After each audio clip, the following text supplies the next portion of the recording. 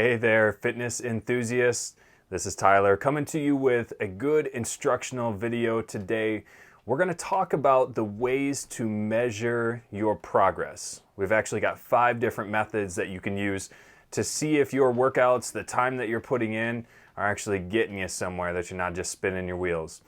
So before we get into that, I want to introduce myself real quick to you. If you haven't met me before, haven't seen what I do, my name is Tyler. Again, I am a personal trainer, motivational speaker, a 3-time Paralympic athlete, and I am currently working on a fitness project specifically for people who are visually impaired. So my people is my community, bringing to them fitness in a more audio described way. So be sure to check out some of those videos and resources to make sure that you guys are getting all of that and seeing the growth that we're having there. But today I want to talk to you a little bit about measuring your progress. Again, exercise can be some work, right? Like we are putting in time, we're putting in energy. So we want to make sure that we're doing something that is benefiting us.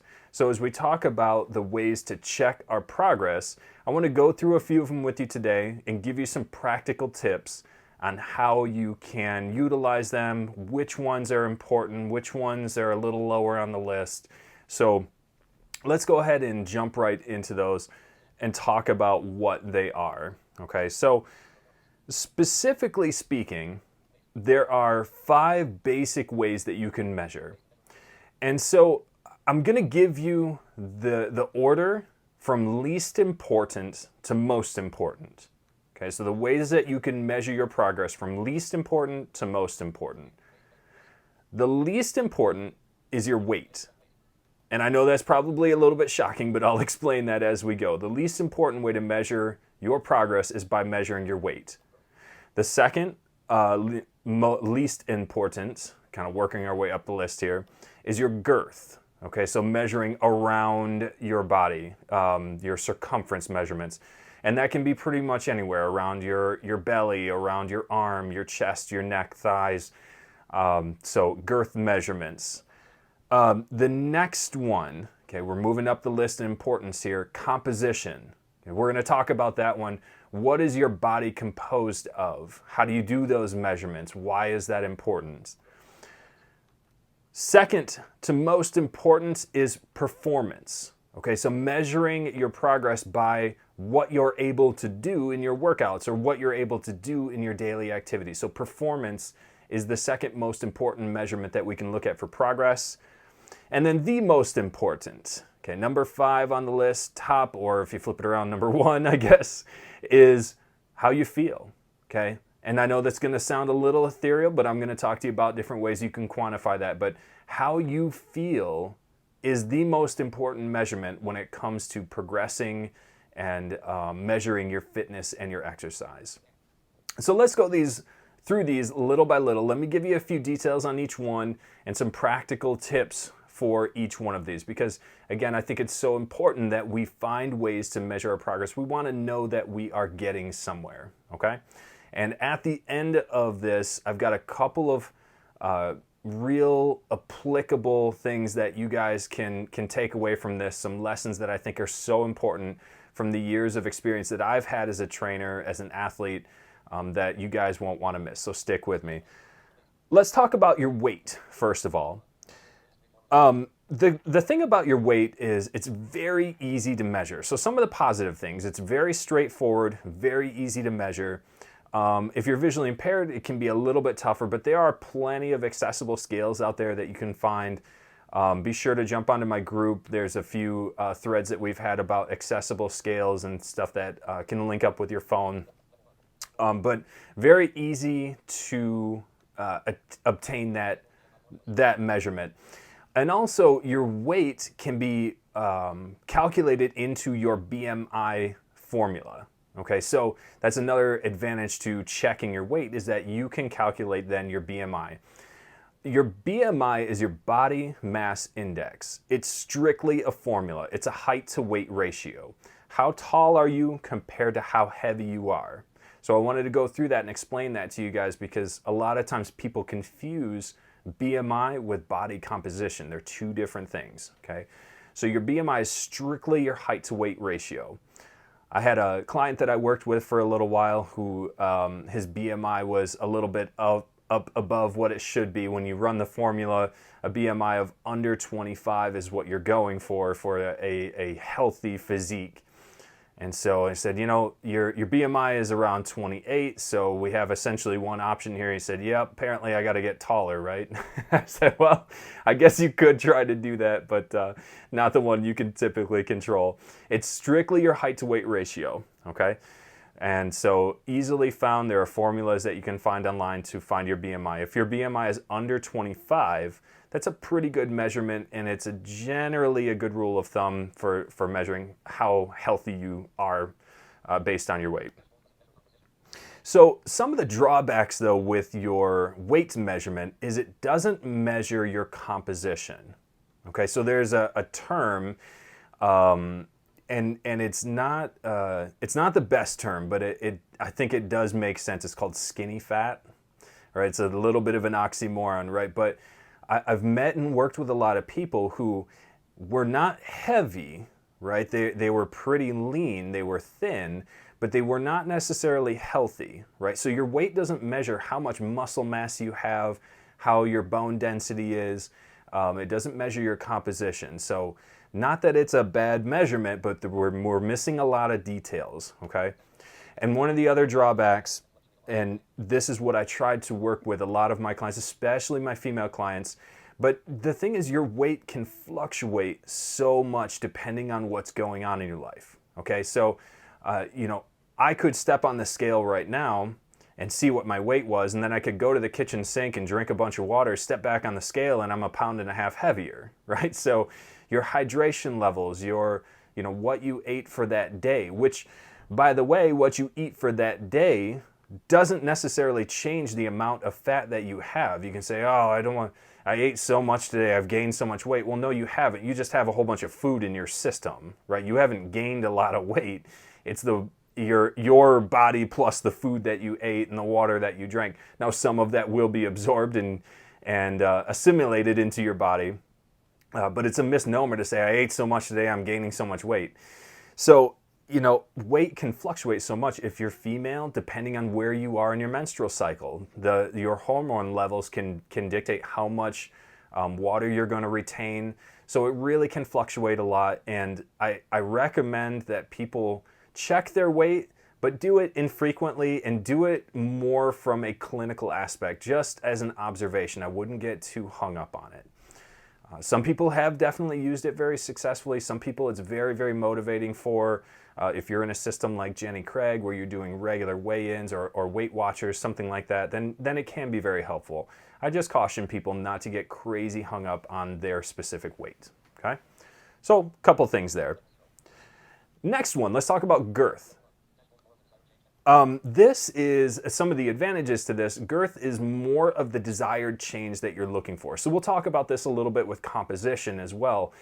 But when people came to me at the gym or they're talking to me now about their fitness goals, 90% of the time I'd say, okay, so tell me a little bit about what your goals are. And they say, well, I want to lose 20 pounds.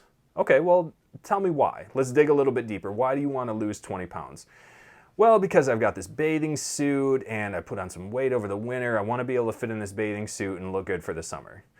Okay, so you don't really want to lose 20 pounds. You want to lose some girth, right? You want to lose the size that you've put on, that extra around the middle so you can fit into your clothes better. So girth is more important of a measurement than weight because really, truly, if you're exercising a lot and your body is changing, you're going the right direction, nobody's going to follow you around with a scale and, all right, let's see what you've done. They're going to look at you and say, wow, you look leaner. You look a little bit better. Have you been doing something?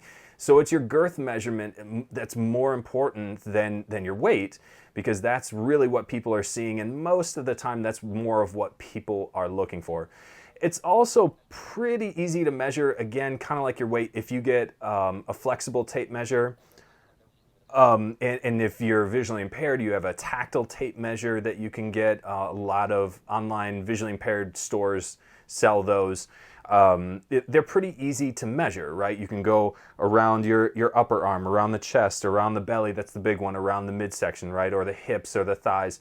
And you can get a good idea of where your body composition is, or I'm sorry, not your composition, where your girth is. And from there, you can track those measurements pretty easily. Now, some of the drawbacks, though, from doing girth measurements, the changes tend to be pretty slow. You may see a couple inches change here and there in the midsection, around the thighs, depending on how well you're progressing. But it's typically going to be very, very small changes, especially when you're talking about putting on muscle, right? Guys that will go to the gym, they're trying to get their arms built up, and they're doing this measurement, and like, man, over the last 2 months, I've only put on 1/4 of an inch.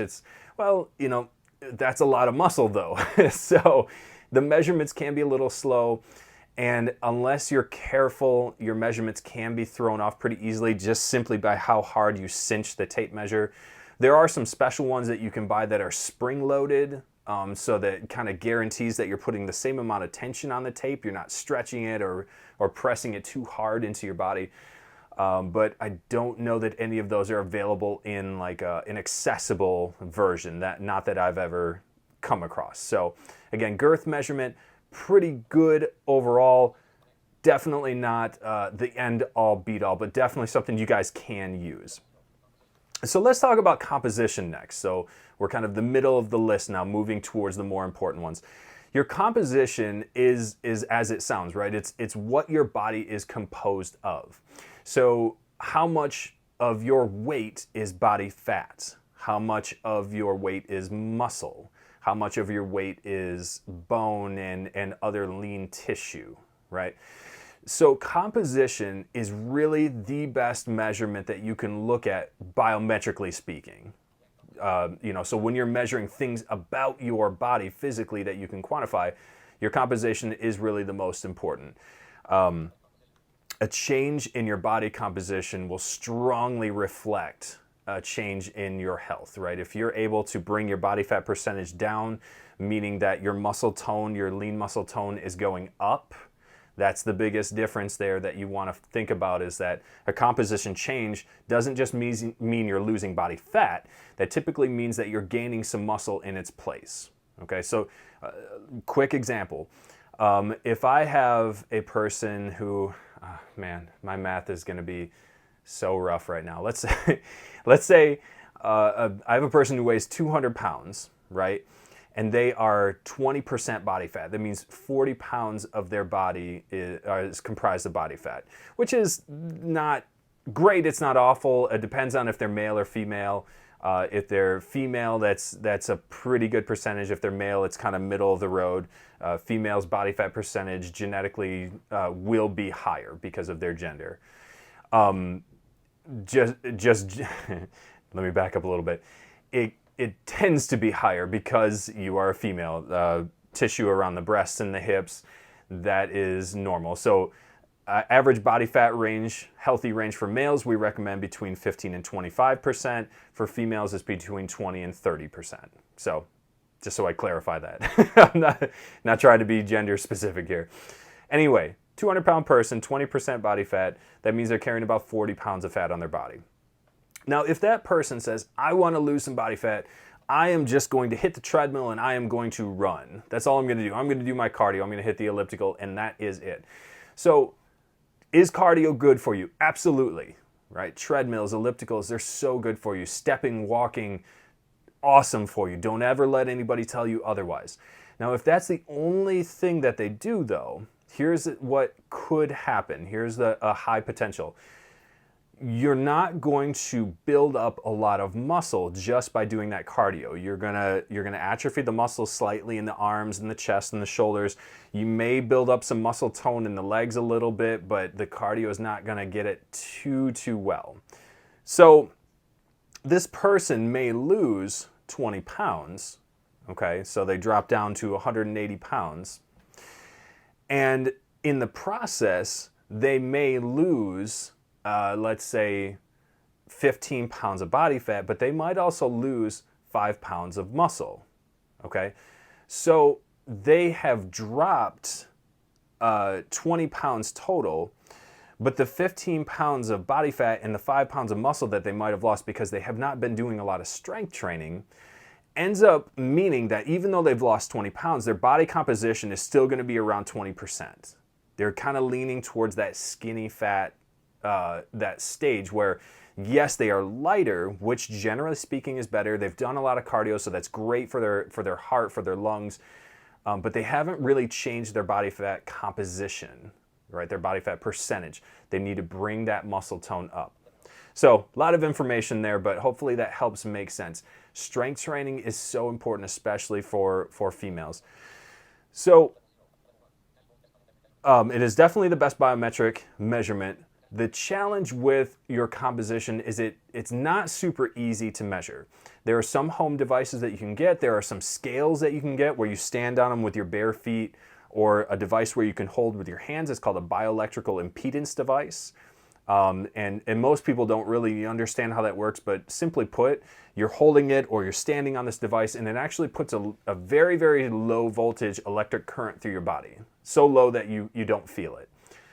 And it measures the resistance of it going through one foot or through one hand into your body and out through the other side, and it measures that. And based on the resistance, based on the height, the weight, the gender, the age of the person, it can roughly estimate how much of your weight is body fat.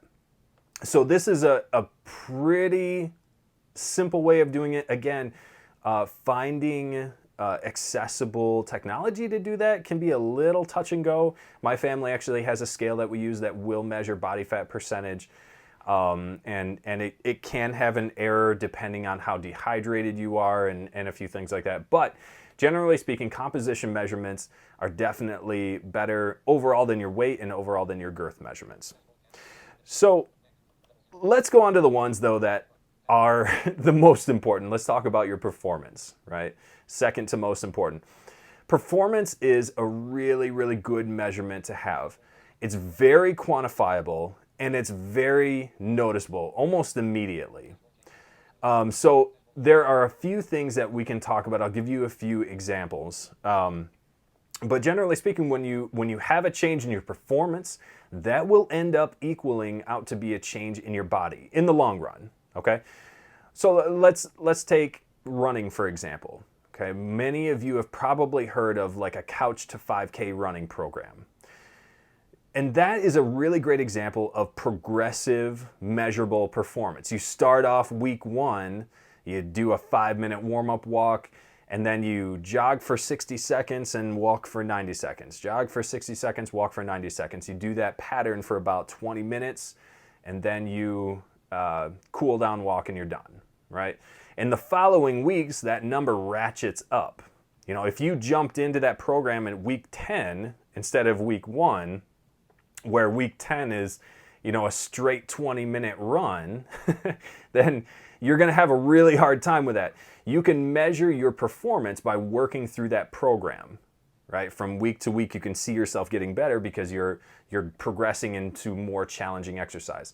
Another great example, timed workouts. I really like what's called AMRAPs, A-M-R-A-P, as many reps as possible. So, and by the way, the fitness project that I'm working on, a lot of what I'm telling you now, these kind of beginner to 5K running programs, AMRAPs, Tabata timers, circuit training timers, I'm building into the program. So you guys keep an eye out for that. I'm going to be putting a lot of this in there to help you guys. But if I give you an AMRAP where I say, okay, you're going to do squats for 2 minutes. I'm going to give you 2 minutes, get as many as you can, whether it's 5 or 50. I want you to give me as many as you can in 2 minutes. And so let's say you get 30 squats in that total of 2 minutes. So the next time you do the workout, you say, okay, I'm going to try to get 31 or 32. Then the time after that, I'm going to try to get 1 or 2 more. And you continue to progress this until 2 months from now, in that 2 minutes, you're getting 70 squats, and the first time you did it in 30. This is measurable progress. And that is such an important thing to take a look at. Not only can you clearly see that the work that you're putting in is helping you, it's making you better, but also the more you do that, The more you progress in your exercise, the stronger your body will get, and typically then that links up with those changes that you're trying to see. More muscle tone, less body fat, etc., etc. Cool? Makes sense? So the last one, how do you feel about it? Okay, so again, I know this sounds a little kind of ethereal, but the way you feel in your body is the most crucial. Why in the world do we exercise? We exercise so we can feel good, so that we can improve our quality of life, so that we can do things that we want to do. And so we can talk about some different ways to measure that. Okay, so for example, they have the RPE. It's called the rate of perceived exertion. So if I said to you right now, on a scale of 1 to 10, 10 being absolutely fantastic and 1 being miserable, how do you feel? Okay, well, maybe that's a little bit generic. How do you sleep? How did you sleep last night on a scale of 1 to 10? How is your back pain today on a scale of 1 to 10? How's your energy level on a scale of 1 to 10? There's almost an infinite number of ways that you can break that down and measure how do you feel. So when you take those measurements and journaling those entries to make sure that you can see them from day to day and see those progressions, you can take those rate of perceived exertions and look at them over the span of a month or 2 months, find what's challenging for you. If your energy levels are challenging, for example, you can measure those over the span of 2 to 3 months. And if you're starting to see in your journaling, before I was at 3 or 4 on an average, now I'm at 5 or 6 or 7 even, then you can start to see that progress that you're feeling in your body. And that is so immensely crucial. So the last bit that I want to leave you guys with, so those are the 5 ways that you can measure your progress. All of them definitely important. Top to bottom, they have some advantages and disadvantages, but the order that I gave you, those is definitely what you want to think about as order of importance.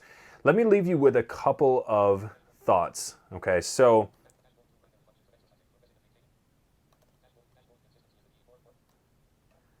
the first thing I want you guys to understand is we're talking a lot about progressions right now, and progressions are super important. You want to try to make your body better, whether it's more flexible, better balance, better composition, more strength. But more important than progression is consistency. There's a lot of people that I saw working at the gym who had been there for 5, 10, 15, 20, 30 years, and they maybe didn't get a lot better over that time, especially when you talk about the long term. Okay, they didn't necessarily progress every single day, every single week, every single year, but they maintained their good physique. They maintained their good fitness level. And that is a really, really important thing too. If you looked at yourself right now and said, I'm really happy with where I am. I like my strength levels. I like my fitness level. I like how healthy my body is. You're definitely in the minority percentage, right? A lot of people are looking at improving themselves. But if you're in that situation, then that's totally fine. That's awesome. So exercise to maintain that, just like you would maintain your car, changing the oil and things like that. Continuously exercise to maintain where you are. That's an okay thing. Be consistent with it. After that, remember that your body changes after every single workout. Now, those changes are very small and internal a lot of times, and it's the accumulation of those changes over time. But every time you guys get in a workout, you should pat yourselves on the back because you are helping your body adapt. You're helping your body to make those changes. And again, sometimes those changes just equal out to maintaining that high level of functionality that you're looking for. But your body goes through changes when you exercise. So make sure you keep that up, the consistency and understanding that. And then the last thing I want you guys to really understand is that, again, 2 primary functions for exercise. Either you're progressing or you're maintaining, okay? It's okay to be in either one of those categories. So when you set your plan for exercise, know what you're trying to do. Are you trying to progress? Do you need to set higher limits and goals for yourself? Or is it something where you're just trying to maintain? Do you need to have a routine that just maintains your strength and your balance and your control, and you're just trying to stay consistent from week to week? So understand how you're trying to plan that. So I hope you guys enjoyed this information. I hope you learned some things. Be sure to like and share this video. Be sure to comment and let me know what you think. If you learned something, if you understand something better, or if you still have some questions, I want to hear from you guys.